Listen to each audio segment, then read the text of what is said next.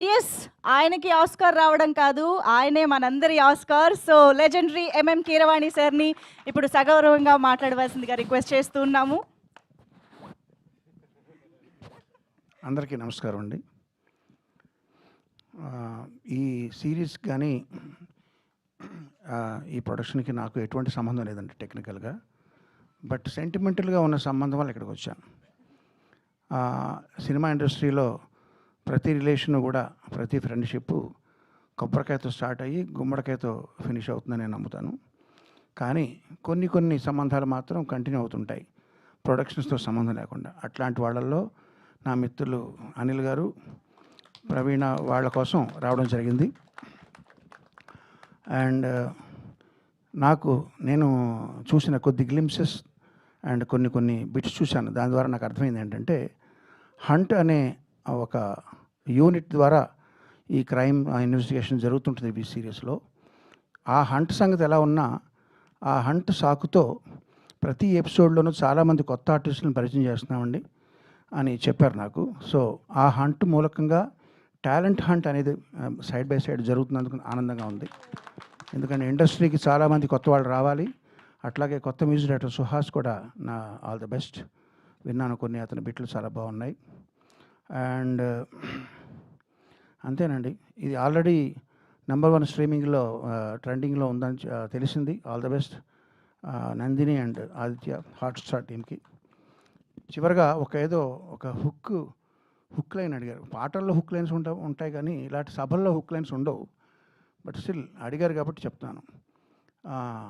హర్ష గారు ఆయన long leave పెట్టి డిఎస్పీగా చేస్తూ వచ్చి ఆయన అనుభవాలన్నీ రంగరించి వీటిలో ఈ క్రియేటివ్ ప్రాసెస్లో ఆయన మేజర్ షేర్ ఆయన తీసుకుంటున్న సందర్భంలో నాకు బాగా గుర్తొస్తుంది ఏంటంటే, నేను చిన్నప్పుడు కొమ్మూరు సాంబశివరావు గారి డిటెక్టివ్ నవల్స్ చదివానండి.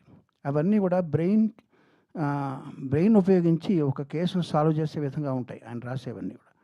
అట్లా కాకుండా మధుబాబు గారు, షాడో ఇట్లాంటివన్నీ అవన్నీ యాక్షన్ ఓరియంటెడ్గా ఉంటాయి.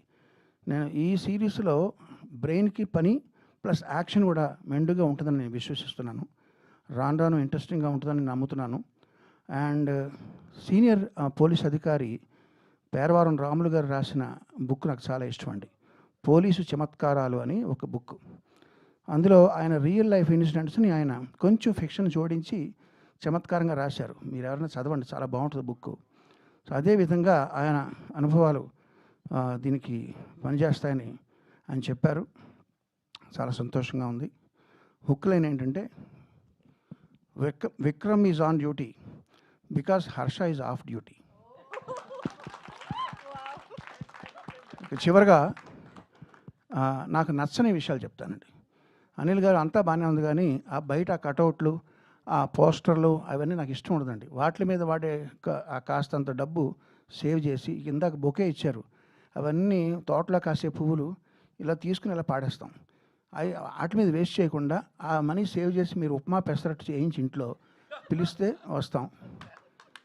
అదన్నా కొంచెం వంట పడుతుంది అదంతా.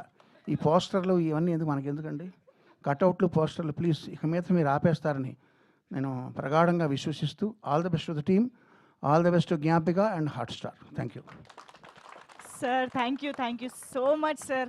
ప్రతిసారి మీ హంబుల్నెస్, మీ చమత్కారం మమ్మల్ని ఇలా లవ్లో పడేస్తూనే ఉంటుంది. Thank you so much for